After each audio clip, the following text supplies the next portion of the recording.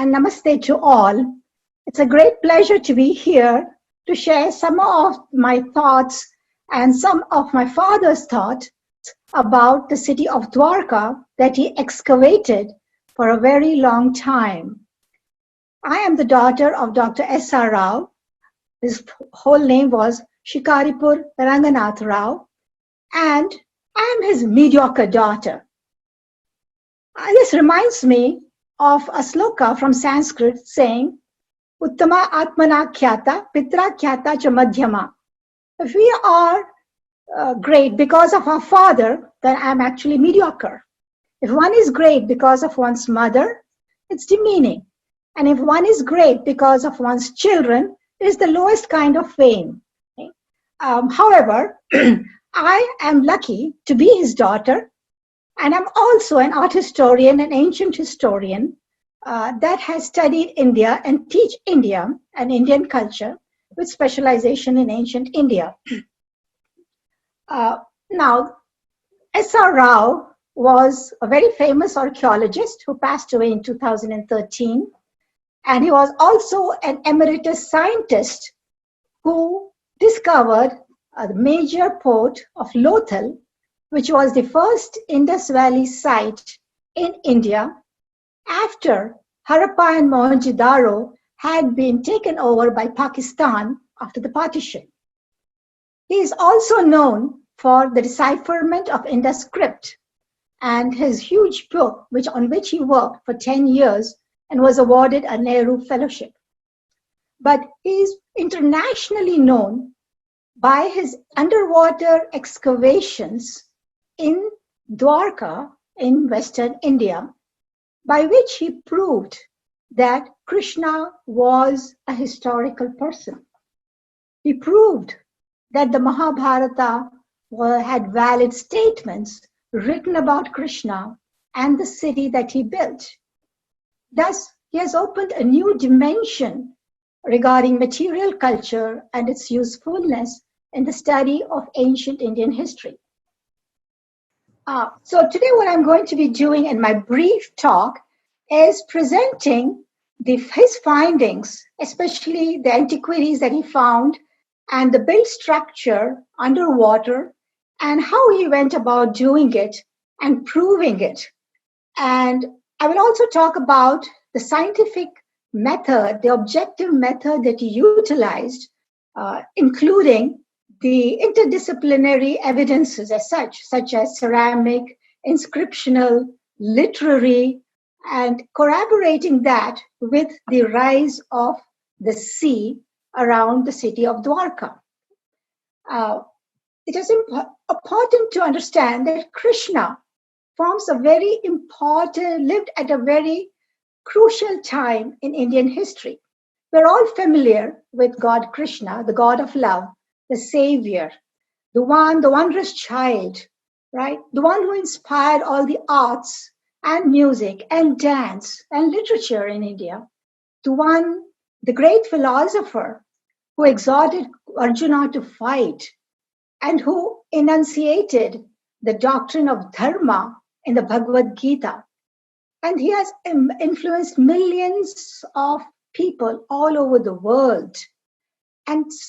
But unfortunately, he has been thought to be a mythical personality, unlike Buddha.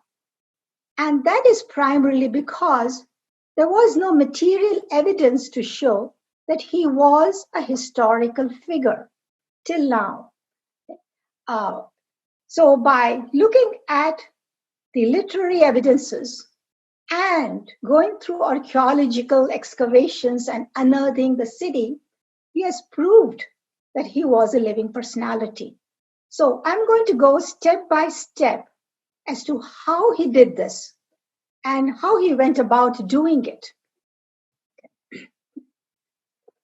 Now, as we all know, in the Mahabharata, it is said that Krishna came along with his tribe, Yadavas, came all the way from Mathura to evade the attacks by Jarasandha and others later, and how he came and settled in Dwarka and lived here for 16 years.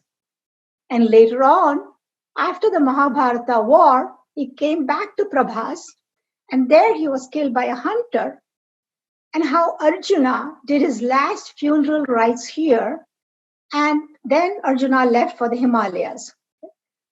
In addition to that, there's a lot of other Puranas, such as Harivamsha and the Skanda Purana, and even Jain sources that tell us. Today we know this area of Gulf of Kutch and Dwarka with the famous Dwarkadish temple that was built between the 13th and 15th centuries AD. And here we have the image of Vishnu and worshipped as Krishna. Okay? And it's a massive temple. Along with this, of course, there are hundreds of other temples. However, the opportunity for my father to go and excavate here was provided by the Archaeological Survey of India, where he worked for more than 50 years. During the last year of his service, he was posted to Baroda, back where he first began his service. And he found that this huge, massive temple needed repairs, major repairs. There were modern buildings attached to it, and they had to be demolished. When he began to demolish the modern building, he found an image of Vishnu. That inspired him to excavate. He had been a great excavator for years. He had excavated even below the temples in Aihole and Patatkal and Badami. He had excavated other sites like Rangpur and Kodiji and Kaveri Patnam and Payampalli and so on. So he began to excavate beneath the temple. And luckily, he found another huge 9th century temple that you see here. This temple has so many courses and moldings, along with images of elephants and narrative panels, images of Indra and Shiva and Parvati, and extremely beautifully well carved, kept. Yeah, they are kept very well. But he began to excavate further down, and what he found was this 9th century temple was standing at the edge of another passage. Whether this could be a temple, as it has dressed stones and masonry work, or it could be an underground passage that actually leads to the Samudranarayan temple. Now, these underground passages are not uncommon in Gujarat. There are many of them, even in Siddhapur or in Rani Ki Vav later on. But below the 2nd century BC temple, there's a 1st century BC one built out of bricks and probably of belonging to the Shatavahana period. And below that, he went deeper to the water level, and what he found was lustrous redware pottery. Now, this pottery is very important for dating about the site.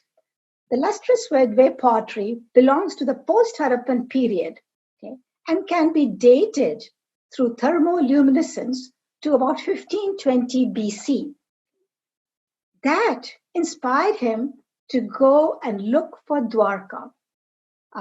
And looking at the astronomical date of 1424 BC of the Mahabharata war, he began exploration all along the southern coast of Dwarka, where he found numerous harbors, of course, and all along the Gulf of Kutch. Now, this took a long time, and he began with the help of some funding from the National Science Academy. But the question arose, where is the ancient Dwarka? Is it the same Dwarka as today? Because there were numerous towns that claimed to be Dwarka. There was Mula Dwarka, which is the present Girnar or Girnagar. There was Mula Dwarka in Junagadh district. There was Madhavpur over here, and there is Vishwada. All these claim to be the Dwarka of the Mahabharata period. And that was interesting. It is not humanly possible to go to all these places. But the clue was provided by the Sabha Parva of the Mahabharata, where it clearly said that Dwarka was known as Kushasthali. It clearly mentions, along with the Harivamsha, it says that Dwarka was surrounded by sea. Another thing that he found out was that the city has fortification walls. Okay? It is built there. And of course, there's a lot of other descriptions, very detailed descriptions of the city that is given there. It is also said that it was so beautiful with gardens and with grapes and coconuts, and how there were golden houses which reflected the very bright sun and looked like fire, okay? And so on and so forth. Very poetically written as such. But the question is, he had found lustrous redware. And so he began to do onshore and offshore exploration, where he found further lustrous redware pottery or post-Harappan pottery. And that was here near what is known as the Samudranarayan temple and in Bet Dwarka. Now, Bet Dwarka is an island, as you know, which is also a great pilgrimage center. It was also the summer resort of Sri Krishna. And when we go and see there is Gopiki Talao and so many other ponds, so many other places that are worshipped. So this whole area is a very sacred area to pilgrims as well. Now, he even went to Jain sources, but found that the Revata hill that they were saying was not Kushasthali. But the Jain source was extremely important because Jain sources really authentically write about a historical site. So here is Bet Dwarka, and here is the Samudranarayan temple today. Okay? So these are the two areas that he began to excavate. Over here, offshore excavations, and in Bet Dwarka, this island over here, okay? From which we have to go from Oka to Bet Dwarka today within a ferry. However, that was not enough. A major understanding of this whole area around Bet Dwarka came from this very famous Greek manuscript, Periplus of the Erythraean Sea, which is, of course, all ancient historians read this. This was nothing but a sort of a handbook which was written for captains of ships who would be sailing to Africa and other places. And it was written around 50 AD. And it clearly mentions the 7 islands in this area. And it names them as Shankhodara, Okha, Arambadwara, Nageshwar, Suvarnatirtha, Dhenuka, and Purvadwara. Okay? But today, what we see is just this Bet Dwarka, which was also known as Shankhodara. It was also called Antardvipa. It was also known as Varidurga. But he went on, how come that's only one island? So that either the sea must have risen. So he looked at all the reports of oceanographers in the National Institute of Oceanography in Goa. And he found that 10,000 years ago, the sea level in the Gulf of Kutch was 16 meters below what it is today. That was 10,000 years ago. But 3,000 years ago, that is 1,500 BC, what was the sea level? And he conjectured, along with other scientists who helped him from the National Institute of Oceanography, that it was 10 to 15 meters below what it is today. Then, at that time, the whole area must be a dry area, not like how it is today. And if today, if we were to go to Dwarka, they told me that the weather is so bad here. And one really wonders, how could Krishna ever come here to this tip of Gulf of Kutch? But the Dwarka of Krishna's date was entirely very, very different. It was a very prosperous area. Hence, if he were to go about underwater, about 10 to 15 or 20 meters deep, he should find the artifacts that were used during Krishna's period, or even at least some structure or some clue. So he had a very open mind at this time. He never assumed that he would find anything. Although, of course, when he went to ask for funds to the present government, it clearly asked him, why do you need the funds? What are you going to find? And he boldly remarked, I am going to find Krishna's Dwarka.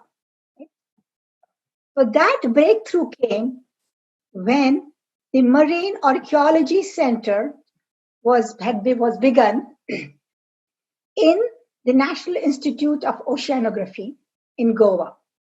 And plenty of funds were provided by the then government, apart from funds from the National Science Academy, the CSIR, the Archaeological Survey of India, and so on and so forth. But he had to face immense problems.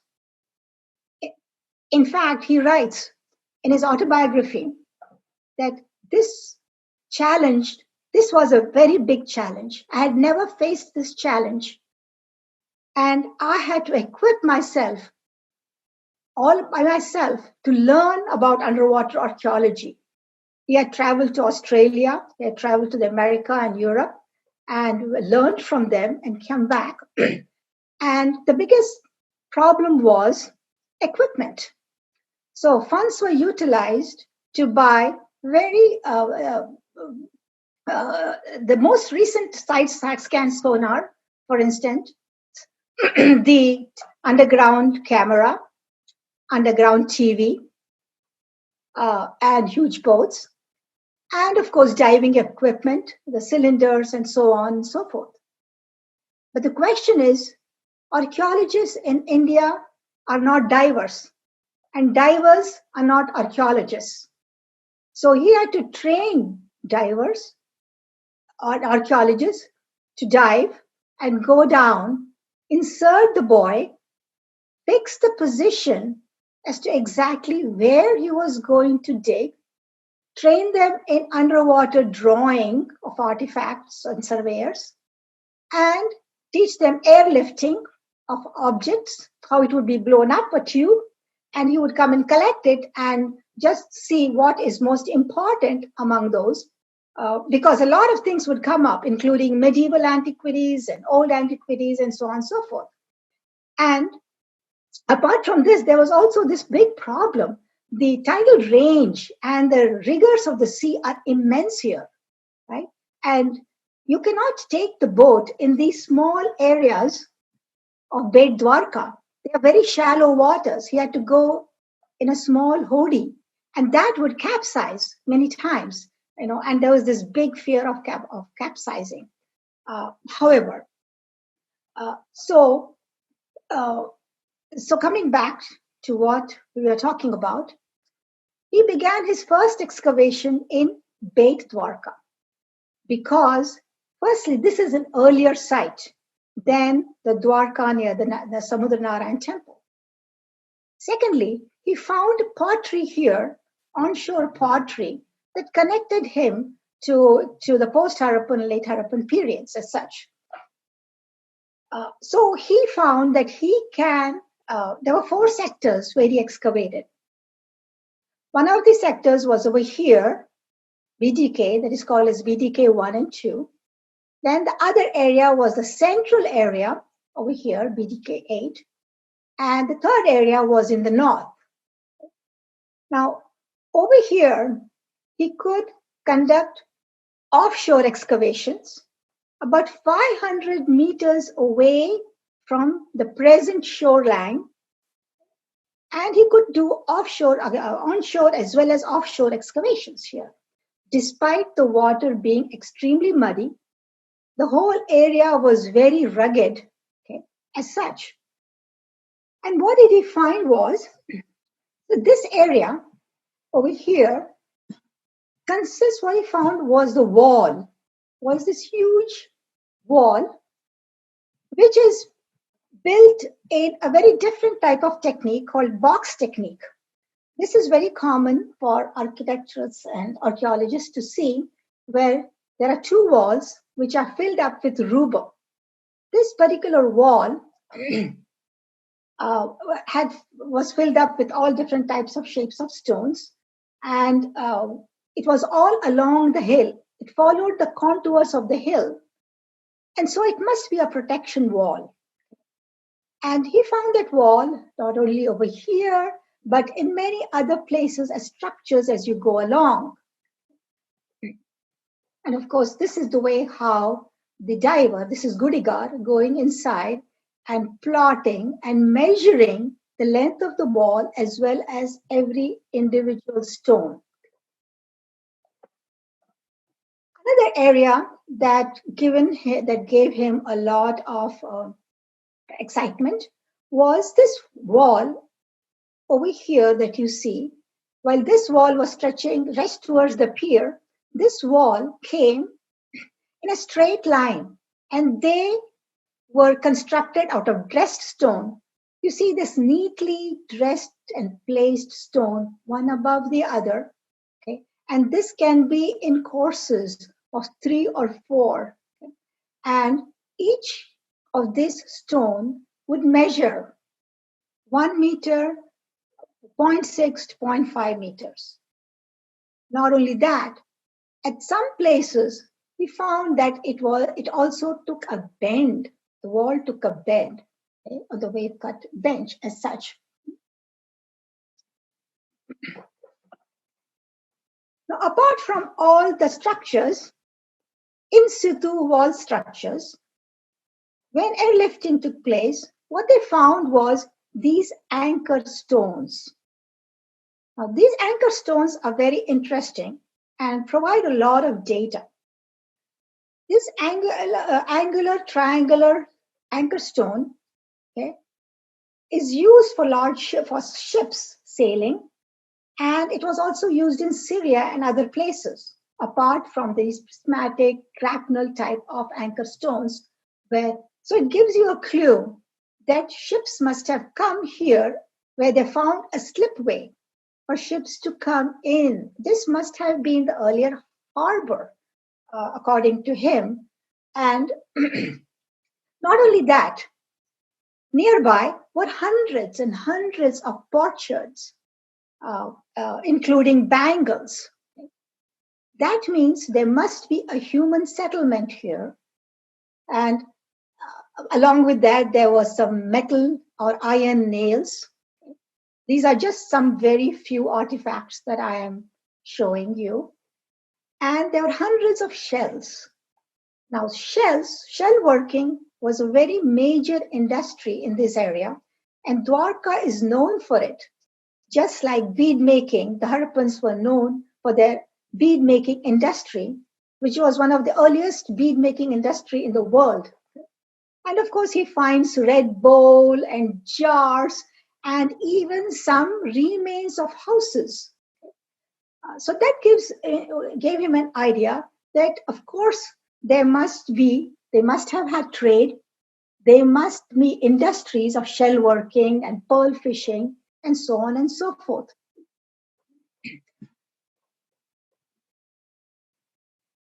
But a very interesting find that he got very interested is this seal, this square seal. And this seal contains this was on an engraved shell. It was on a conch shell and it was engraved. That is, it was an intaglio. And it showed an animal with 3 heads, namely a bull, a unicorn, and a goat. Now, animals with 3 heads was not uncommon at all. There is one from Mohenjo-daro, and there one from Harappa, and some more, right? Even from Bahrain. He had done a lot of excavations in Lothal and other places. And so if you look at these seals from Lothal, they all have an animal picture, and they all have some writing on top over here.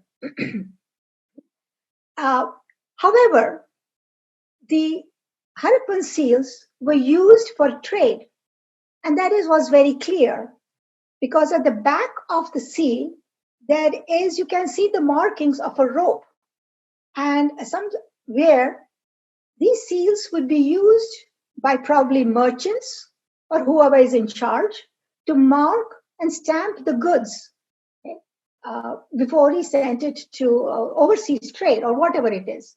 So they were very functional seals. But the question is, here it is on a conch shell and there is nothing at the back. So what might it have been used for? And there is no writing here, of course. So he went to look at many literary sources, and in the Harivamsha, it was written that it was used as a mark of identification. Probably the citizens had to carry this seal when they entered Dwarka or some other city, something like that. So there was a clue provided because these marks of identification, same time show that they had links. There was a continuity of the Harappan cultural artifacts, the Harappan cultural way of life and of material goods into this post-Harappan epic period. Unfortunately, I'm not able to talk a lot about the seals here, but I'll mention it. Now let us go to another artifact. It was an earthen vessel, that is pottery, earthenware, where there's an inscription. And he read this inscription as Maha Ha Gacha Sha Ha Pa. Now, how did he read this? Now, this is a very, very long talk by itself, and I just have 2 images that I'm showing you. There has been books, and I've also produced a video about the decipherment of the Indus writing and the Rigvedic language and his reading. However, let us see how he went about doing it. Now, as you know, from about 1967 or 1971, he had been working on the Indus script and for years together. And he was awarded the Nehru Fellowship for 2 years to work on it. And what he found was the most problematic element of the Indus script was you do not know the language, you do not know the script. Yes, it is related to Brahmi science, but when you give it the values of Brahmi script, it doesn't work. So numerous scholars have tried to read the Indus script. They have tried to read it as Dravidian and Tamil by Mahadevan. They've tried to read it as Munda and even as Semitic and even as Mesopotamian, which is cuneiform writing, and so on and so forth. And this has been done by numerous scholars all over the world. Morozov and Gurov and Finnish scholars, Parpola and Fairservice, and Ray and Shah, and numerous others. But what was his method? He was a great believer in methodology. If the method did not work, he would stop there and he would go to a different direction. He did not set out to prove any language. So he found that in Harappa and Mohenjo-daro, there were altogether there are 3,000 seals in the Indus Valley. But when Harappa and Mohenjo-daro were excavated, they were not excavated scientifically. What they did was they did not maintain the stratigraphical evidence and just combined all the seals in one heap. So it was very difficult to know which seal was early, what kind of writing it had, and what was later, and what came in the middle.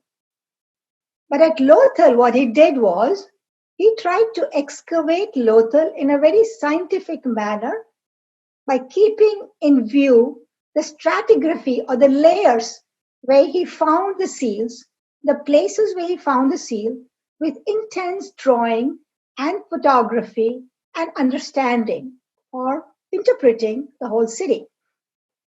And what he found is at the lower levels, there were pictures. So the people leaf, there's the hill, and there is the man, and so on and so forth. There is the fish sign, okay, there is the wheel sign.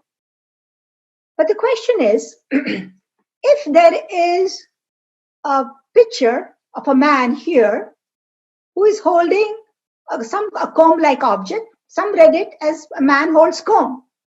Some read it a man urinates. And some read it he holds a shield.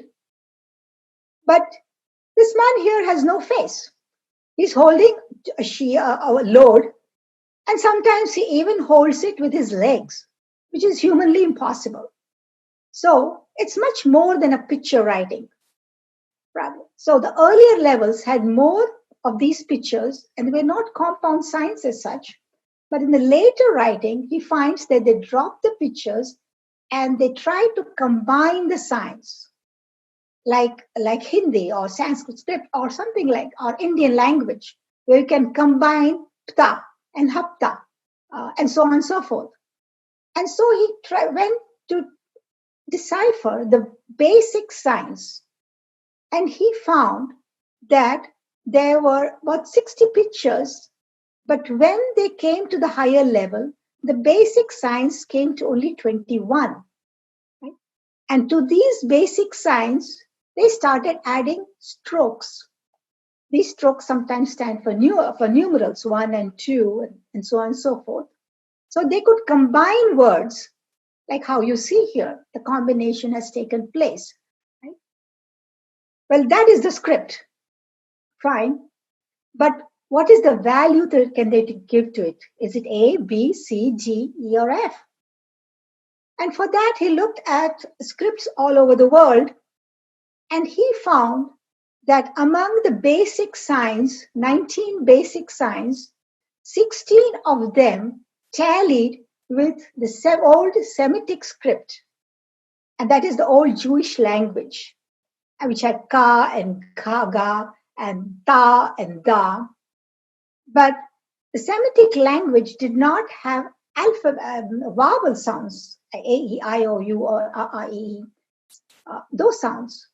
So when he gave the value to these basic signs and started reading it, interestingly, he found words like Maha and Kacha and Baka and Bhaga and names of clans that were in the Rig Veda, the earliest Rig Veda. And so he had to go and study the Rig Veda now, apart from all this other Semitic language and others. And therefore, we could see that he had hundreds and hundreds of books in his library that he bought. And so there was some connection with the Vedic language. But the script, he says, there is some connection between the old Semitic script. Now, so does that mean that these people came from that area? Or does it mean that these people went there? No, he has a big chart to show what happens at what stage in the evolution of the Indus script. So this is an evolutionary script that becomes alphabetic, okay, from picture writing to logographic and phonetic to alphabet writing. And when does the influence of earlier Semitic script come? And it is related. Now, so this opens up a whole new area. What was the relation of this Indus Valley to the Rigvedic language, or the Rigveda, or the earliest Sanskrit Rigveda, the oral tradition from there? As it is in Lothal, he had found that Lothal was not destroyed by an Aryan invasion. There were no numerous skeletons, and he had clearly said that the skeletons that were found here consisted of those of people who were both Dravidian and Aryan. So both types of people lived here together. And he went and told that to Wheeler, and Wheeler was convinced about it. Now, Wheeler, the great archaeologist from England, and he came and saw Lothal and was convinced. And he was convinced there was a dockyard. And he found that this relation between the Indus and the Rigvedic language and the Rigveda, or the Saraswati civilization, was in many different ways. It was not just by this writing or a language that was being told. It was also in terms of what he found in the Indus Valley, like the people leaf, the yogi, the Saptarishis, right? And he has also read the script and gods such as Agni that appear there. So there is a whole. So he said that this civilization, which is called as Indus civilization, is actually on the river Sindhu, and the Rigvedic civilization, which is the Saraswati civilization. And now we know that thousands of sites, there are more sites on the river Saraswati than there are on the river Indus. Right? So, and how the river Saraswati has been mentioned 30 times in the Rig Veda, and no other country mentioned. So all the theory that there was an Aryan invasion and they overturned this civilization and they killed all these people and they gave the Sanskrit language to Indians is not true. It's a myth, right? And it is shattered already by Lal and Dhaulikar and many other great archaeologists and literary people. And in fact, he called this whole civilization as stretching from Afghanistan till Gujarat, right? And so if you brought out a book called the Sindhu Saraswati Civilization, and this was one civilization as such, right? So having understood this aspect of the civilization, he went about reading and he brought out his books and he has read about, he says there are a lot more things to read, but just like how all great linguists who have read ancient scripts have read just about 50% of the seals. So similarly, he's read only about 50% of the seals, and much needs to be done. So this is in short about the script, but let us go back now. Now, Indus seal is usually written from right to left, but this post-Harappan script that is found in Dwarka is written from left to right. Now, here is a big change that takes place during the epic period, okay, according to him. Okay. So, having been convinced that this was a seaward wall, seaward facing wall, and there were walls over here, and harbors and human settlements, he then goes to this area, the central area, which is also very interesting to all those who go to Bet Dwarka. Now, here is another huge wall, and this is 558 meters. The other wall was about 220 meters long. And here is this wall, which is also in a box technique. Right? It is filled with all sorts of different shapes of walls, and is 1.5 meters in height. But the most interesting aspect is you can really go and see this wall in low tide. Okay? And so it must be about 3 meters in height. Okay, earlier, although now it is much lower. Okay. So we established that the shoreline of this Bet Dwarka is much larger than what it is today. Okay, and it gives, and this was, and where the ancient wall of the city could be seen is here. This was the ancient wall of the city. Now, coming from Bet Dwarka all the way to the Samudra Narayan temple. Now, Samudra Narayan temple is here, and the present day Dwarkadish temple is way inside. This is the Samudra Narayan temple, which now stands today at on a cliff, below which is another earlier temple. It's also known as the Varuna Devta temple. And he found certain lesser pottery over here for him to begin excavating. Not only that, he also came to understand that this whole area between Oka and Bet Dwarka was connected.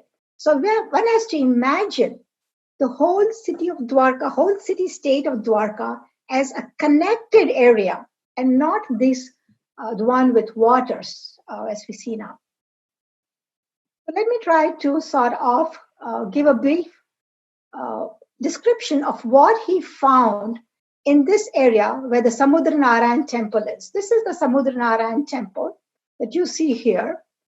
And here he was very lucky because the waters are very clear. The waters are not as muddy and clayey as it is in Bet Dwarka. So he could do offshore excavations over here, and it goes to about 20 meters. This whole area is excavated, and he finds structures of built structure over here and seaward walls, okay, in two places, over here and over here, and they make turns at different places and different sites, and these are 90-degree turns. And not only that, they are massive. They are massive stones, and each one of them weighs 2 to 3 tons. The width being 1 meter, 1.5 by 0.3 meters thick.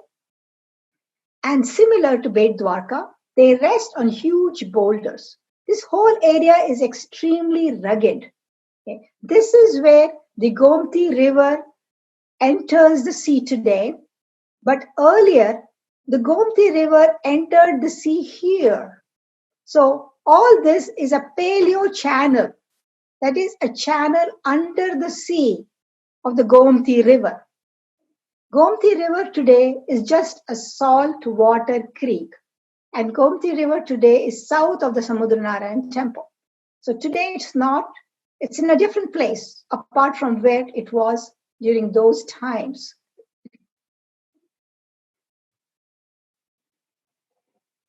Now, the type of walls that we see here in Dwarka, there are numerous long stretches of walls that he found here. These are massive stones, and they've also been joined. They are L-shaped stones, as you see here, and they are joined together. They were joined, and when submerged, they are in situ. They are right on the seabed. And of course, great care was taken to let divers go and plot them, fix their points first, according to latitude and longitude and where they will be found and how many meters from which part of the ocean. Okay, and underwater camera and photography was done very carefully. Okay? And so the shape of the walls, the position of the walls was recorded. Apart from that, what he also found was a huge bastions. These bastions, these are stone bastions, are a part of the fortification wall, and we still see them during the ancient period, fortification walls, even during the medieval period, and we also see gateways. And so that means that here was a wall that had gateways, and it was, they were fortified. It was for protecting the city. Another interesting thing that he found was these anchor stones again, okay, as well, and depending on the weight of the anchor stone, you can know for what type of ship it is used for, and what is the continuity of these anchor stones. So here is the Grapnel one, and so on and so forth. And so we found this, okay, the wall at about 5.5 meters deep and about 200-meter long walls. Now coming back to the same map, little different map. Here is the Samudranarayan temple, and here is the earlier creek, earlier river, and here is the large excavations that take place. Now here what he found was also something very interesting. He found a door socket, a large stone door socket. And now, apart from that, there was also a pillar,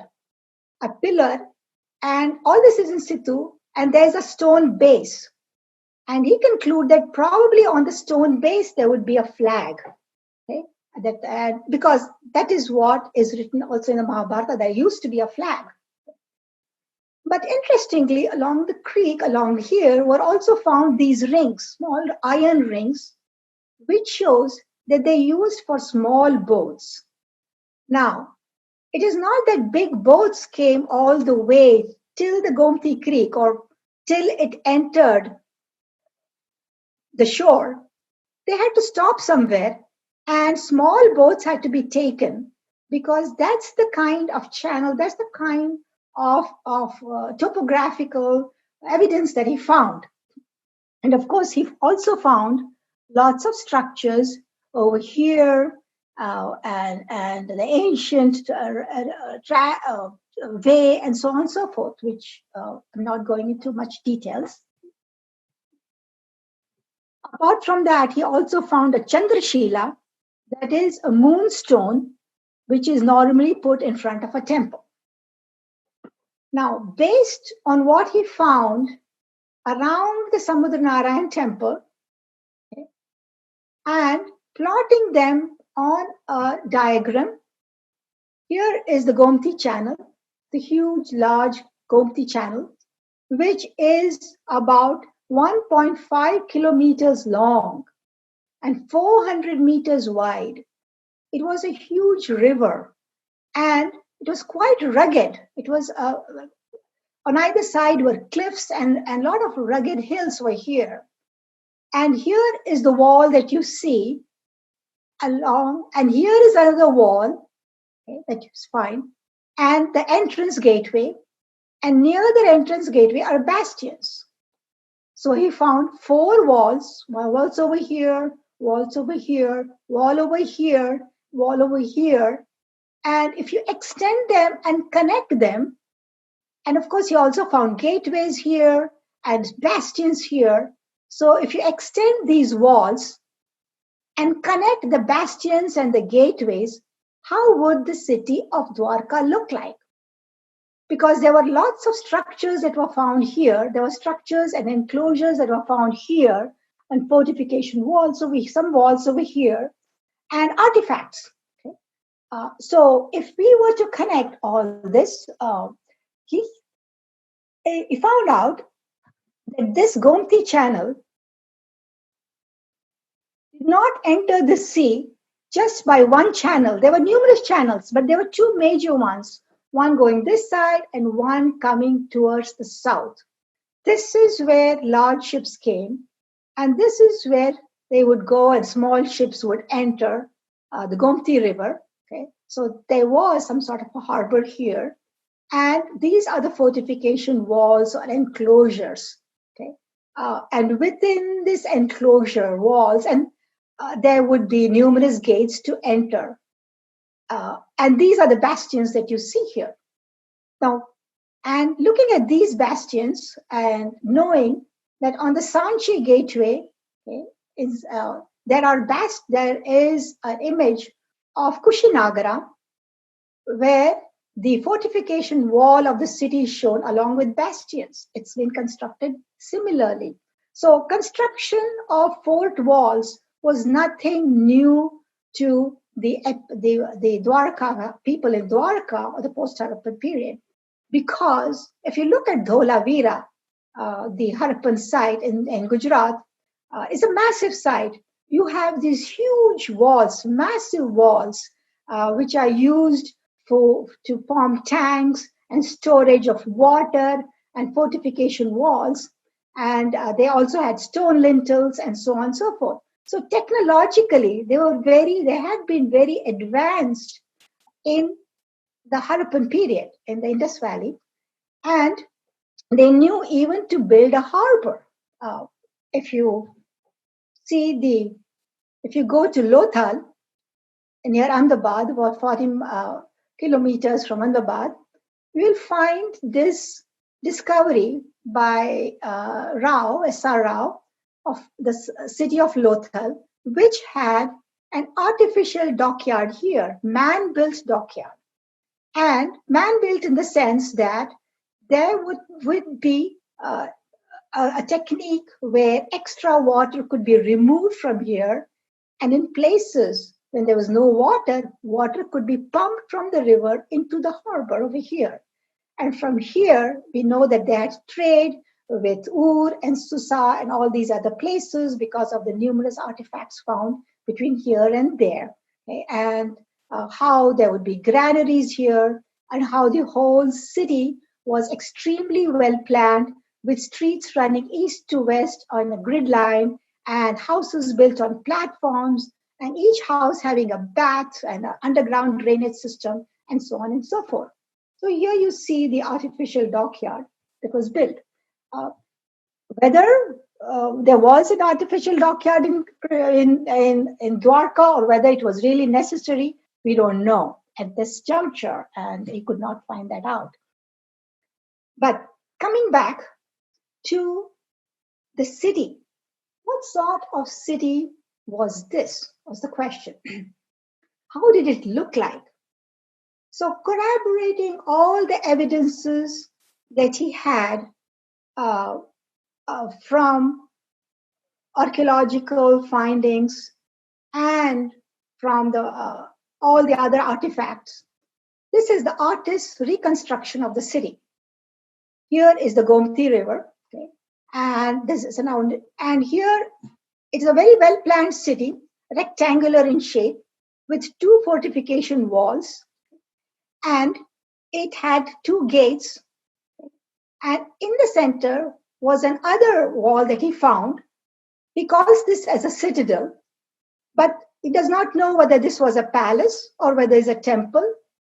We know he doesn't know that, but assuming that there was a citadel area in the Harappan period and a lower area, this could be a citadel. Not that whether it was at a higher area or a lower area, that cannot be said as well. And there are human settlements because he had found the remains of houses and structures. So he puts houses here. And of course, depending on the topography, the rest is laid out.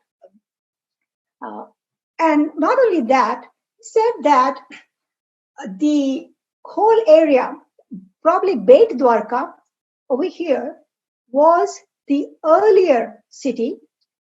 And this was the city that Krishna built later and called it Dwaravati. But the whole area was a city-state. It was, and Beit Dwarka was connected to the mainland as such. Secondly, in the Mahabharata, if you look, okay, the Mahabharata clearly says that this city was about 8 yojanas wide and 12 yojanas in length, right? And there were numerous gates. And it also says that there were 8 streets. And in the citadel area, there were 7 streets. And of course, it calls it a very prosperous city, a very prosperous city. Now, the question is, what was there before Krishna came here? Was there anything? Or did the city just come up because of all that Krishna did and come all the way here. No, if you go to earlier evidences, literary evidences, we know that the Bet Dwarka is called, this area was known as Anartha Desha. The king Anartha ruled here, and he had conquered till the south of Gujarat over here. And after that, his son Revata becomes the king, and he has his capital in Girinagara and over here. And it so happened that even before Krishna comes, there was an earlier Yadava leader, Kukudmini, who came all the way and settled here. And King Revata, being a very kind king, gave him some place over here to establish himself. It so happened that they were attacked.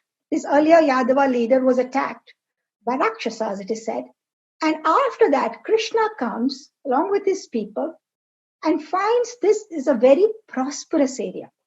And it is said that there were trees and full of food and human settlement. The people were very happy. So it was not the Dwarka of today that you see here, but in those days when Krishna came, it was a very prosperous area. And it is even said that Revata gave his daughter to Balarama as his wife, and he married her. Is supposed to have married her rather. So there are a lot of aspects that the Mahabharata talks about, especially being surrounded by sea and the city being where the Gomati River joined the sea. Okay, so these are important, very important clues, and these are historical facts that the Harivamsha, the Vishnu Parva of the Harivamsha, or the Mahabharata talks about. Here is sort of an artist's drawing, painting about how Dwarka might have looked like, okay, and the whole area, okay, lower Dwarka and upper Dwarka as such. And of course, this is the conjectural city that might have been done, okay, and which was excavated. So if you look at all this, how objectively and scientifically it was done, okay, because Mahabharata does not itself lead us to find where archaeologists need to dig, right? That is the biggest problem that archaeologists face. Okay? So by discovering and recreating passionately and working on it from 1981 to 1995, where 14 cruises were taken to Dwarka and 11 cruises to Bet Dwarka, okay, in very treacherous conditions. He has contributed immensely. He proved that he was a historic personality. He placed sort of mythology on the same footings as history, just like how Troy had been discovered and said that the Iliad was true, that this mythical or so-called mythical story about Krishna was not a myth anymore. Okay. And the biggest contribution for ancient historians like us is there was a big gap in our understanding from the epic period to the Buddhist period. And this fills that gap. Okay. And so there is a lot of potential left for archaeologists and ancient historians, linguists, literary people to go and do more research in a scientific manner, because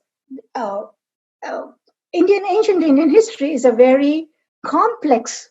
It's very complex, and one needs to use all these different modes of inquiry, whether literary or historical or inscriptional, and so on and so forth, to understand and put these puzzles together in order to form a very coherent understanding of his history. So for this, for what he had done, he received many awards, okay? And one of the biggest awards was this World Ship Trust Award given to him for individual excellence in archaeology. This was given by the Queen of England, and in fact, they instituted a new award for individual excellence. It had nothing to do with the department, but his own personal vigor and dedication. He also received many awards, such as the Gupta Foundation Award. Every year, he conducted a conference on marine archaeology. He began marine archaeology as a discipline in universities, and the first one was begun in Andhra Pradesh. And he said that one should have this discipline all along the coast of India in those universities. He wrote many books, and he began a journal of marine archaeology, for which he was the editor. And he wrote this massive book, The Lost City of Dwarka, which is still on Amazon.com, published by Aditya. And his biggest vision was to build a marine park to preserve. Now, talking about preservation in this area is very crucial. Now, as we all know, that preservation of archaeological artifacts, when they have been brought out and kept in a museum, especially ancient artifacts, need to be in controlled conditions. They should be cool, they should be in glass cases, or it will deteriorate. This is particularly the case of also those objects that are underwater, okay? And those are in situ, as we say it. They go through aging, they go through degradation. There's a lot of erosion as such. Now, this whole area has been eroded more than any other parts of India as such, and the rise of the sea has been due to that as well. If you look at Bet Dwarka and around this area, the tidal range is about 4 meters. Not only that, one of the biggest problems here is that the Gomti River, or the rivers, bring in so much, during the monsoons, bring in so much of sediment that it covers the sea. And so there is no sediment left on the coast. And so erosion can take place more, right? So not only that, you also have some sand dunes and sandy hills facing the sea. So there's quick degradation of the material or the land that is over here. So the question arises, and of course here in the Samudra temple, it is very low land as well. And there is no barrier between the Gomti River and the sea over here. There is no barrier to stop that erosion. So the question is, what can be done? Okay. One of the things is, you can introduce some sort of, there are many different ways nowadays that is coming up, is to have this plastic grass, as they call it, and they come in mats, which will trap the sediment, and they can be put here and over here, wherever it needs to do, okay, and resediment the area. Another thing to do is, of course, to leave it as it is, especially the stone blocks, okay? But how would anyone understand where Dwarka was? What are we going to do? He had two visions. One way was to have these glass boats and go there. The other vision was to have these acrylic tubes so that had glass windows and you can see what there is. Okay. And of course, there's a lot of security issues over here, and this will cost a lot of money. But this was his dream.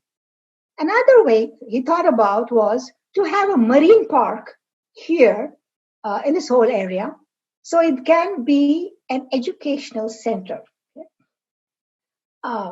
And this marine park would consist of two aspects, namely all those flora and fauna that was there earlier in 3500 BC and what happened in 50 AD and 5th century AD and so on and so forth.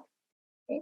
And try to understand that Along with that, there would be a museum, an educational center, where you can show the history of this whole area, right from proto-historic period till the present Dwarkadish temple of 15th century AD. Of course, he also found that there would be a lot of, whenever you go now to see this whole area, you will find it is not just a question of erosion.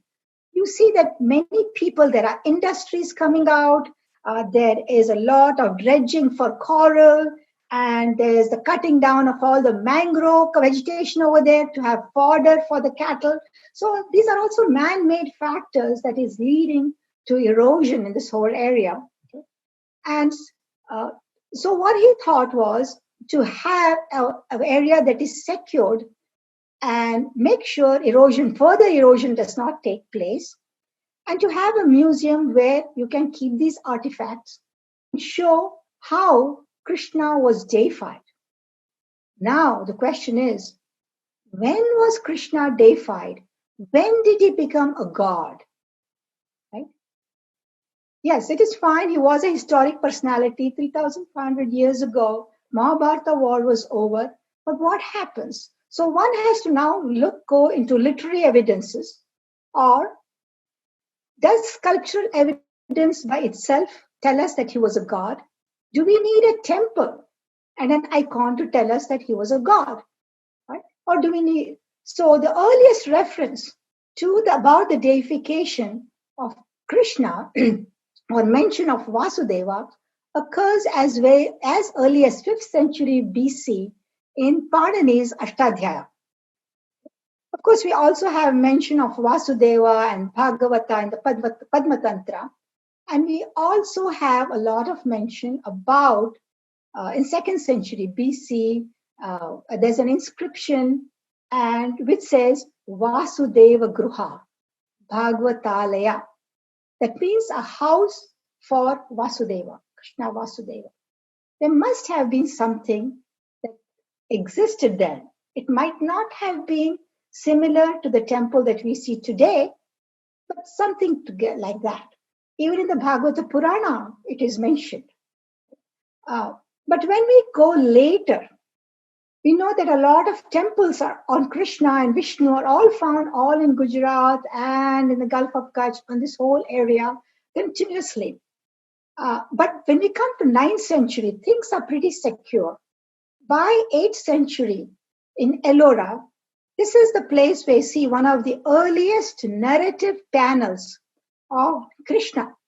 And again, in Badami Cave, we see the narrative panels of Krishna, and it goes even as 7th century early, and even it goes to 5th century in North India sometimes, where you have all the Panch Pandavas, 10 temples being there, and so on and so forth. There are also many other things that deification took place. For example, in one of the literary works, it is clearly stated that Om Namo Bhagavate Vasudevaya, it comes in 9th, 10th century. You have the Navsari copper plate inscription, which says that, for example. Then there is this big 7th century, 9th century sculpture of Shamalaji that is there in the Baroda Museum, and where you have the Vishwarupa of Krishna shown.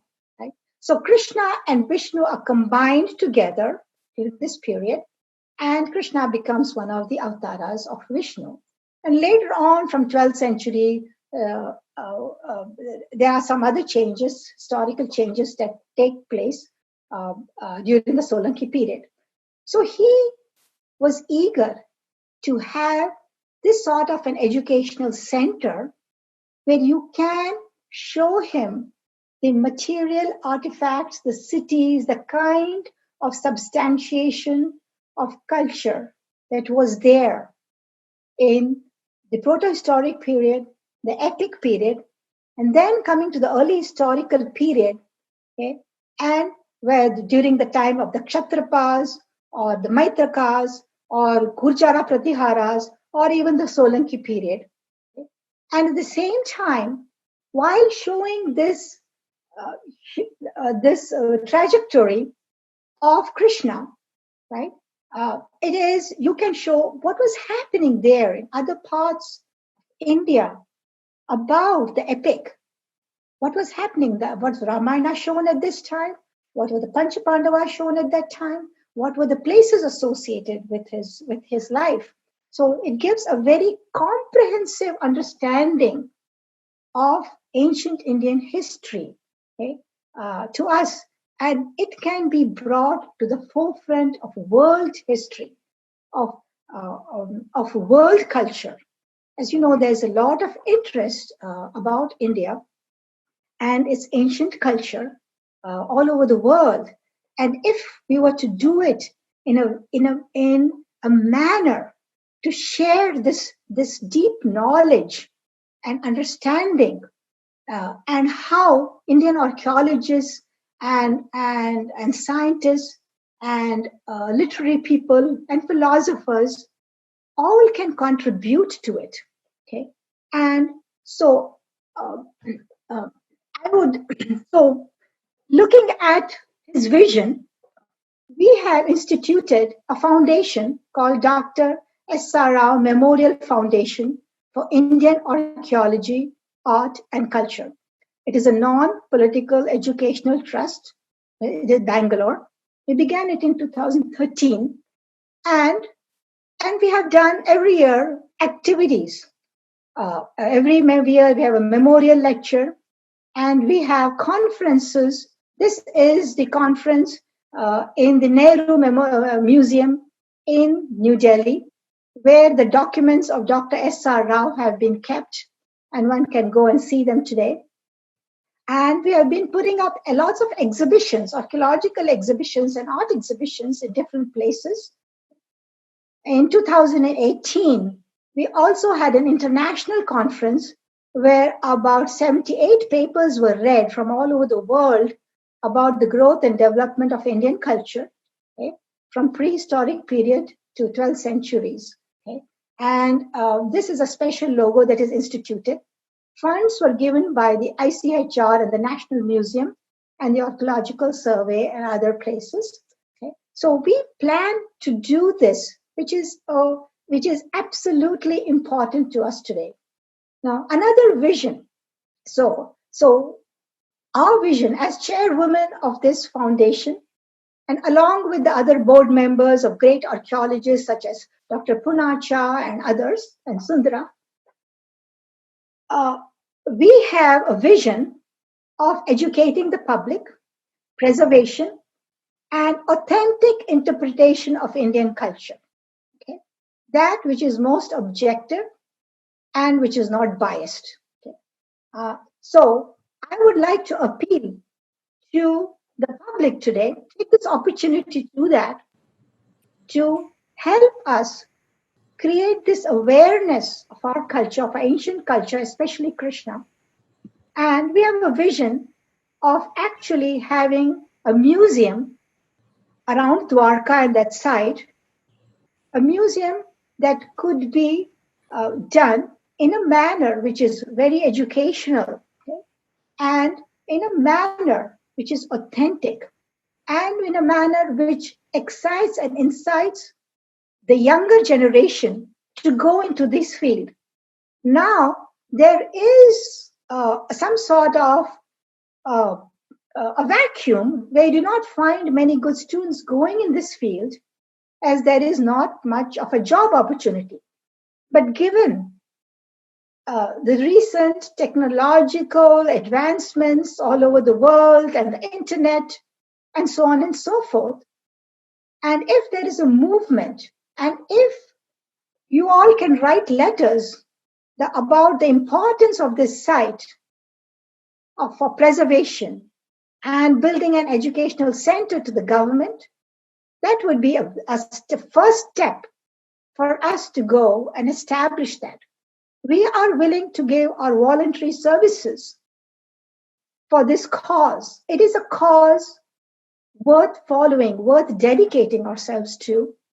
And Dr. S.R. Rao and many other archaeologists, Dr. Lal, right, and many others in this field right, have opened the gate for further research and make Indian history in par with what is done in Italy or what is done in China or even what is done in Greece. When I went there, I found they were so well preserved with glass tops where you can walk over the excavations and they were under controlled conditions. And that would draw tourists from all over the world, right? And so here is an opportunity to do so many different things. And it is not possible for a small foundation like ours that is just begun to do it. Okay?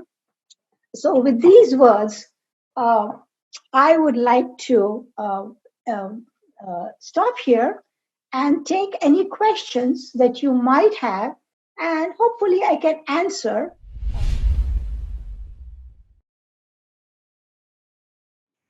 Hi. Yeah, thank you for wonderful talk and great work you are doing in preserving this great place. My question is, nowadays they have these submersible remote controlled vehicles, which are not that expensive, right? So we can't just say, oh, SR did it, so many years back, that's enough. That's not the way research should be done. Further research should be done and figure out what's going on, and then do carbon dating, all those kind of things. And I understand making a museum is important, but doing further research into this to figure out what's to do further research what SRI started would be very important. Why do you think it has not been done? Government always claims we are a great protectors of culture, this, that, and all that kind of thing. Here is Krishna and Rama are considered one of the greatest we all worship, and we don't even care for this. This seems very kind of very shallow for us, really, to say bluntly. Well, that's a good question. But the most important thing is, even my father was looking for an archaeologist who could continue this work, right? You need a well trained archaeologist, right? And you need to have a department either in the NIO or the Archaeological Survey of India. You need a whole group, a massive group of people who can work on this. And that archaeologist should take up diving, should be trained in Australia or some other place for underwater archaeology and come here. Now, we have some persons who did contact me and who was getting trained. But firstly, they should work in all the different types of artifacts, whether it's post-Harappan, pre-Harappan, Paleolithic, Neolithic, and all these different sites. And no one has really come forward that they would like to do it. Now, I know there are a lot of archaeologists here in the US who would like to do it. Okay, but the Archaeological Survey and the Navy have other concerns of security over there, right? But if there is an Indian archaeologist who comes forward like him and continues further work, yes, it does need continued work. We will be finding more. And there, for example, recently there was this travel channel that came to me. It's called Expedition Unknown. And I gave them many photographs and aspects, and they went there with this huge ship, and they went with Gord from the NIO, who had worked with my father, and they went down, and this shows that yes, there are massive stone blocks, and it is definitely a built city. And he showed it in the travel channel here. Now, one needs to produce some videos and some educational material, and you need more archaeologists, dedicated archaeologists, to do underwater archaeology. So, unless he does onshore archaeology first and begins at an early stage, so that by the time he becomes an archaeologist, he's not 70 or 80 years old, but he's still young enough and dynamic enough uh, to begin that, that would be a great way. And of course, it needs convincing people of the need to do this. And I think people like you can even sort of support anyone who likes to do further excavations. But one thing, they have been telling about further excavations even among the Indus Valley sites, where 1,000 has already, about 250, 400 have been excavated. There is no point in excavating more Indus Valley sites. You're not going to find anything more than what we know, right?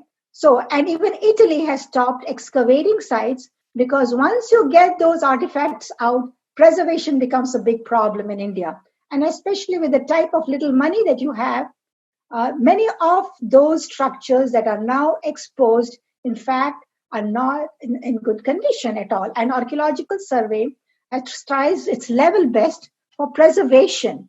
But there is this aspect of tourism and so on and so forth, and the weather conditions in India, which are very different. But I really think that, yeah, excavations of this sort, not only that, there are many different ports, there are shipwrecks, there are places where the sculptures from Bharat that were being taken to England have been dropped. We know those places, they've all been mapped. And for example, Pumpuhar was begun, and here Kaveri Patnam was begun. Those are very muddy waters on the east coast. But on the west coast, there are very clear waters. So there are many ports along the ports that underwater archaeology can be done in India. Thank you, ma'am. I have a comment here. Vasuki ji, so this government, even this government has not changed a single comma in the last 5 years in our history books. It's very unlikely that anything meaningful is going to happen unless there is massive public pressure. Our job of trying to bring these scholars out so that there is larger awareness is part of that. And if you look at or listen to Nalini ji's appeal of actually writing letters, this is the only way the government functions. When there is letters, it enters the bureaucracy, and this is one of the most effective way of doing any civil activism, of writing letters to both media, but more importantly to government, filing RTIs and so on and so forth.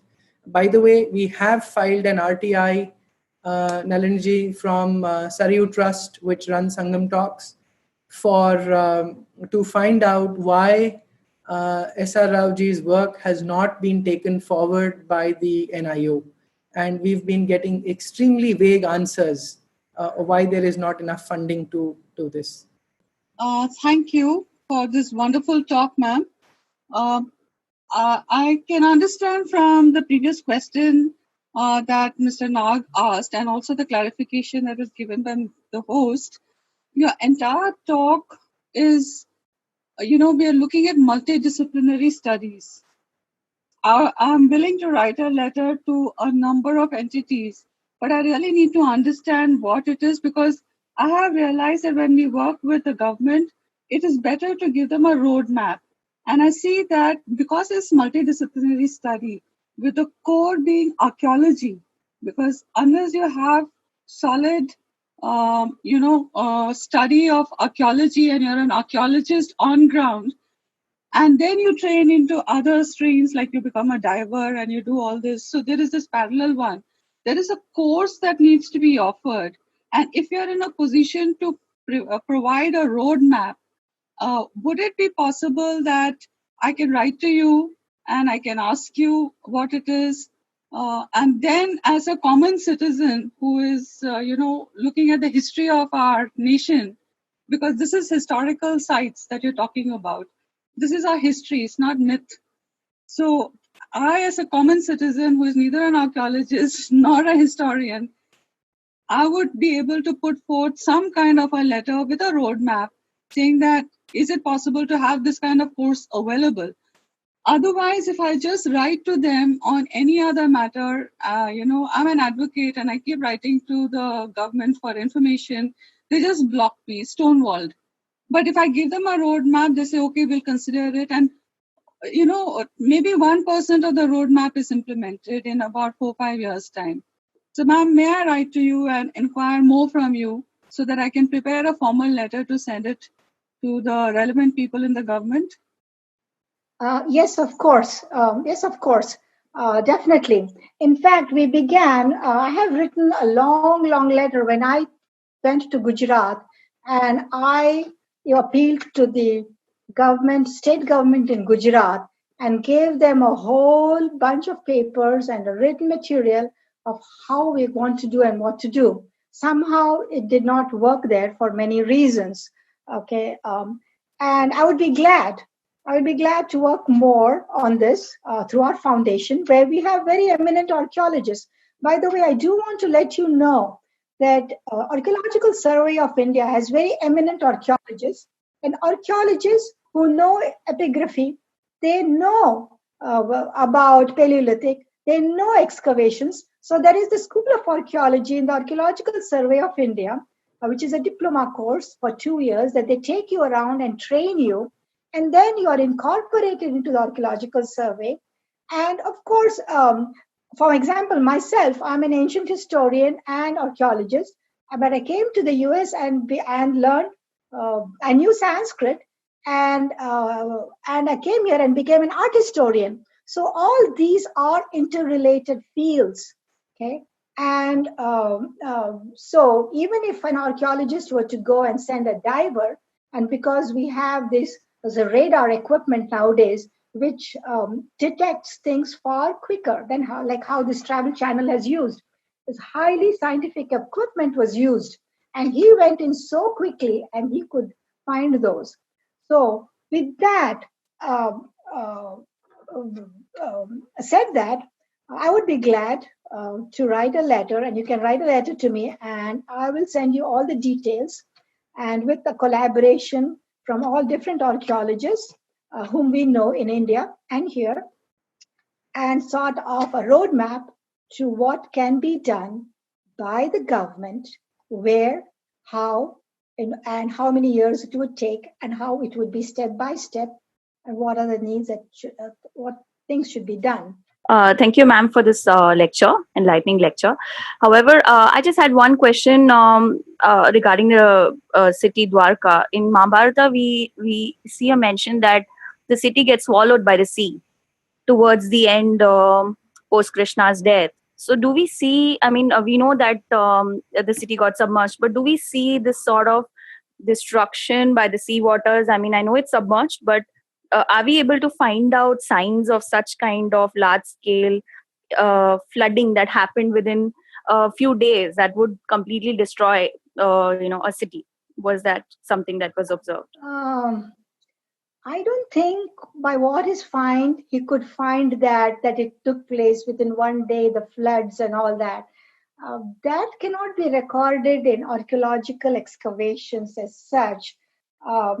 And so, according to him, there was a gradual rise of the sea, and probably there might have been a flood.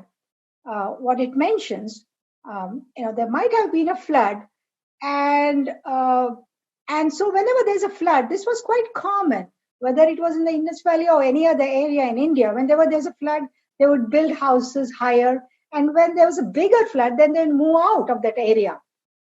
So that could have happened. People could have moved out of that area to other places, higher places as such. But we don't see in any of the archaeological reports of the mention, or even what you find in situ, or even on the artifacts of a sudden flood that coming and did it. It might have taken place, but when you don't know anything, historians normally say, yes, it might have taken place. But as a historian or as an archaeologist, he would never say, yes, it happened, because we don't have evidence. For example, even the Setu, or the bridge to Sri Lanka, was there a real bridge that Rama constructed? Right? He would not say that much.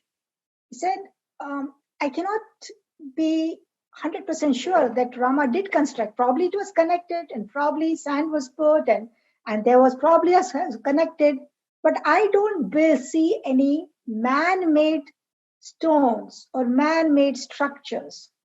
So archaeology studies these man-made and in relation to topography and geological surveys and what is nature-made. Similarly, when there was the big cyclone and near the Shore Temple on the East Coast, we saw a lot of things that were revealed along the shore near the Shore Temple, and people thought that there were more temples and shipwrecks and all sorts of things. But if you examine closely, these were not temples, right? So one needs to be very cautious while interpreting and make some detailed study looking at those artifacts in a very clear manner.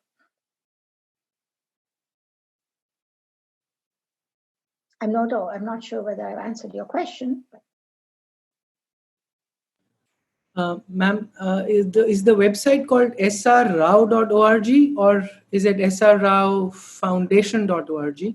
No, it's just www.srraofoundation.org. Right.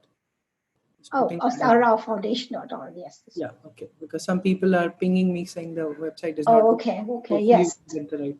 Yeah, it is still being updated, and we are very few. And every year I come there, and this year, unfortunately, I will not be able to come due to the virus. And I was supposed to be in Delhi, and so next year we're hoping to be there for a whole year to work on the Dwarka area, to build something, whatever it takes to build.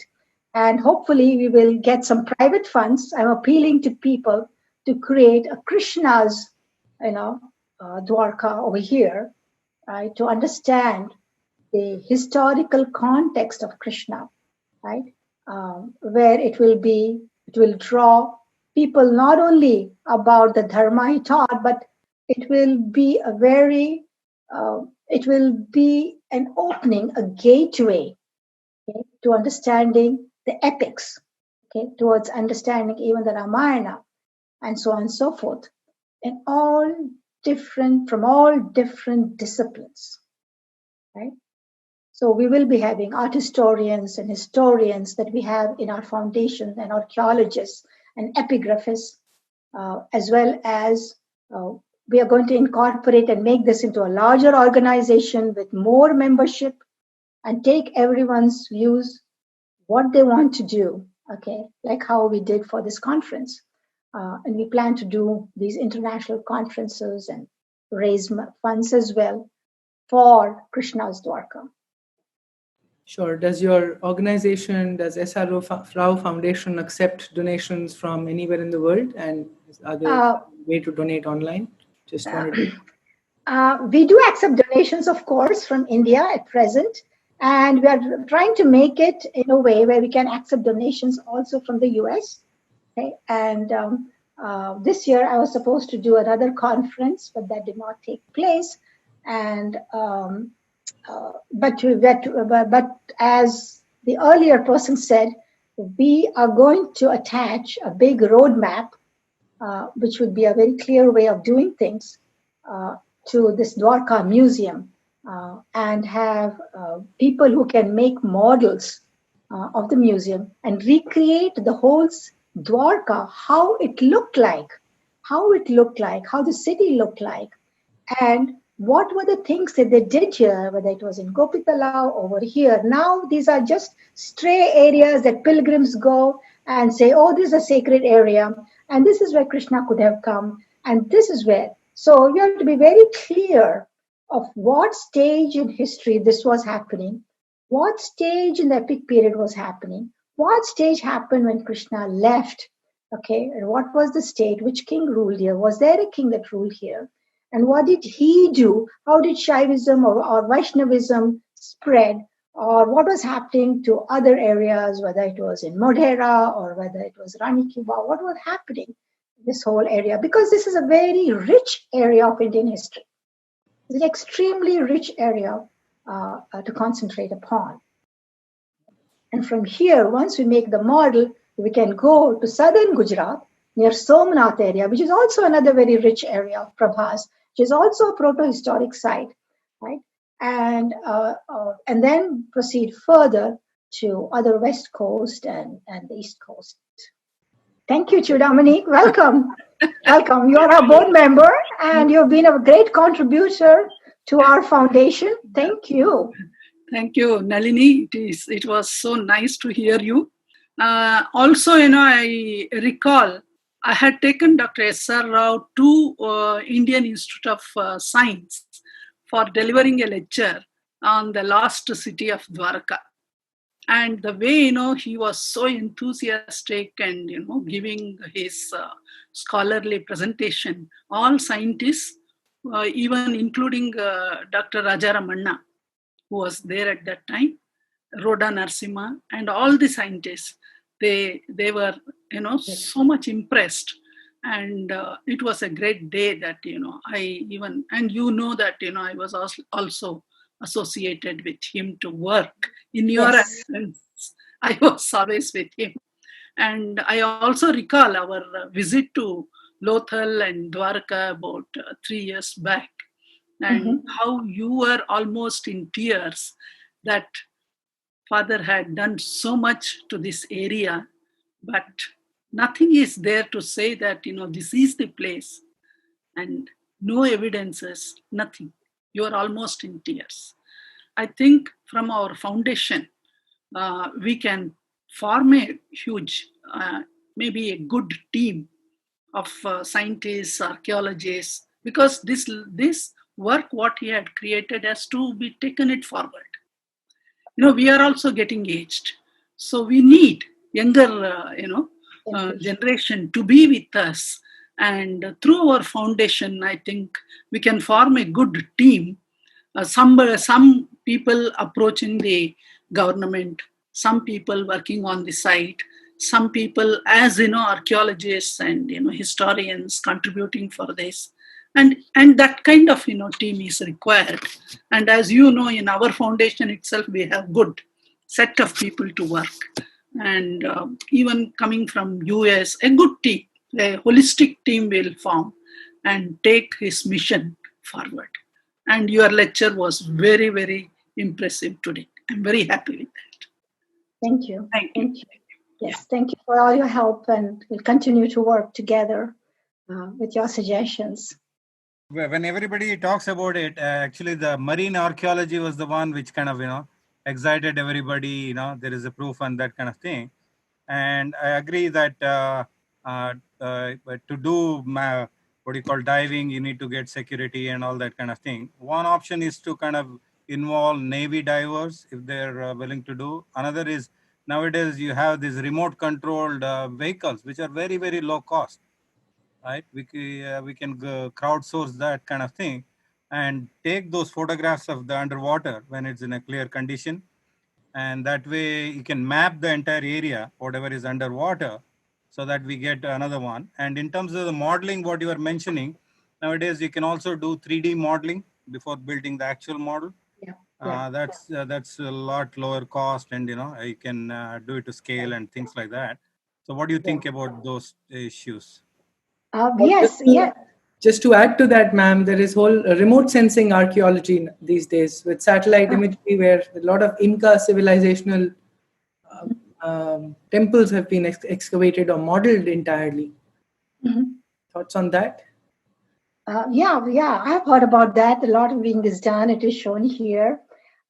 Yes, being here in the US and teaching here, I have some limitations by myself. Of course, unless I go on my sabbatical next year and stay there for a whole year. But yes, when I'm there, we need people who are action oriented, okay, who are younger and have the drive to do it. Since we are old timers, and the way we learned archaeology or anything was years ago. And so it is important that we get people from, for example, the different science institutes in India who can do this, okay? And a big team with a big funding, with some funding, initial funding, should be there so that they can continue working on it.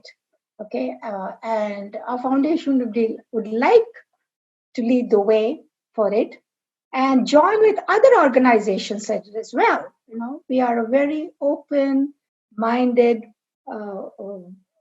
with the sole aim of spreading this and sharing our knowledge. So we are willing to work with other organizations, and hopefully, after this talk, I would be glad if you can send me an email so we can have a group email and take all your ideas into consideration and see all those who are willing to join us and do these particular areas. And we ask the government for some funding and start doing the work. And let's hope that next year we get into some sort of a footing. And in the meantime, the virus would have subsided. Thank you, ma'am. Ma'am, thank you for saying, by the way, that we need action-oriented people and all. A lot of the problems of, in general, the Hindu society is lack of funding. All our money goes to temples, which also is controlled by the government, which now in a case of crisis, people are asking for opening up temple funds and temple gold to fund coronavirus issues. The challenge is that, and I want to make a little appeal to all the people who are still here, that please donate 7%, 5 to 7% of your monthly income. Please do not worry about taxes paid. I know it stretches us, but please find organizations where you will put your money. I am not asking, I'm clarifying, I'm not asking this for Saryu Trust, Sangam Talks and all of that. There are 100 organizations who are cash-starved all over the country. Please just find 2 or 3 and distribute your money without asking 100 questions about whether my money is being used well, how will it be used, are they taking flights, none of that. None of the other religious communities ask 100 questions. It's only our problem. Please find a percentage that you're comfortable with, not many questions asked, figure out 2 organizations and start donating monthly. Do not ask questions, just donate it. Come back and see after 1 year whether you've got results. Otherwise, change the organization or something like that. Thank you. S.R. Sharma ji. I agree with you. In fact, when we first began our foundation, we asked all the board members to pay. And not only that, I myself spent lakhs giving to the foundation, my own money. And I was really impressed by this private museum in Rajasthan about Rana Pratap, where this teacher borrowed 10 lakhs of rupees from the bank and has this wonderful indigenous museum about Rana Pratap and how it is neatly constructed with local artists and how he made us understand. So I said, yes, we can do that even for Krishna. We can begin small. Even if the government does not pay us heavily, which would take a very long time to convince, and especially during this time of the virus, it is possible that we can, with private fundings and approaching people, and to begin with modern scientific equipments and ways of doing, begin with the educational center of a museum, and then go further and expand it to investigate and do more underwater excavations. Okay? That would also be a step, because now you have lots of people come as pilgrims to Dwarka and they ask this question, wo kidhar hai wo? Dwarka wo kidhar hai? They go to Beit Dwarka, mujhe kuch nahi dikhta, and they come back to the archaeological survey and say, wo kidhar hai? Unko bhi malum nahi. They don't know it either. So you're just lost there. There's a pier, there's this wall, where is the structure? And it is not possible to put a sign there and say, this is where the wall was. We cannot do that. Okay, there are many, many reasons why we can't do that. But that was not done. So to have these first model areas and see the potential for further excavations and see how wonderful that, and one should apply to appeal to different kinds of people. The pilgrims also need an appeal about Krishna's life, about his music or his dance, and there should be an appeal. They can go to that area and donate, and everything will go to this common fund to raise the awareness. And most important, the younger generation to go into these fields and jump into this field. Once you start, you will not starve in life. There will be food for you, and there will be. I myself went through a lot going to arts, but with dedication, there is divine grace, and I believe in that. And so did my father. Thank you. Namaste, and Mrs. Rao, thanks a lot. Dr. Rao, it was the myth-busting aspect. The graphics, the pictures really mean a million words out here. My daughter and I, my daughter's 12, and these gates, these walls, these bastions that you're mentioning really instills confidence, and that myth-busting. Yeah, the myth about myth, really, that aspect was very interesting. Thanks to your patient layout. Now, my question was there any book for children? When I say children, because what I think honestly, you never thought about children till you raised the issue. That's a good question. I think that's hard too. You should start writing for children now. And there is this book, Lost City of Dwarka, lots of material. In fact, we are reprinting those books, and we are putting all his articles together. And I myself am writing a detailed book about Dwarka with all this entire area and its ancient history, taking into consideration all those that have worked, including Sankalia, who worked before this. So probably you should begin writing about it. I have no idea of how to write a children's book. And if you can find someone to do it, that would be great. Hello, Yes. Namaste, ma'am. This is Avinash. Ma'am, we have recently filed an RTI on this Dwarka excavation, and we have basically asked 5 questions in that RTI. So basically, those questions were regarding the current status of archaeological excavation at Dwarka. Second one was the government agencies and institutions that are involved in that excavation. Third one was the place where antiquities are kept excavated from Dwarka site. And the fourth question is that the status of proposal submitted by archaeologist S.R. Rao ji for the excavation of Dwarka.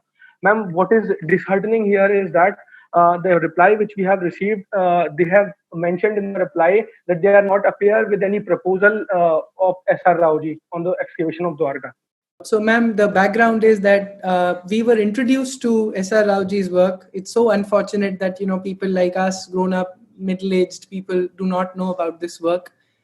And so, Avinash is a fellow with the Saryu Trust, and we've been filing a lot of RTIs. So, Professor K.K. Muhammad, who did the Bateshwar restoration of temples and was part of Professor B.B. Lal's team in Ramjan excavations, he introduced us in a sort of a lamenting way, if you like, that S.R. Rao ji's work has not been taken forward.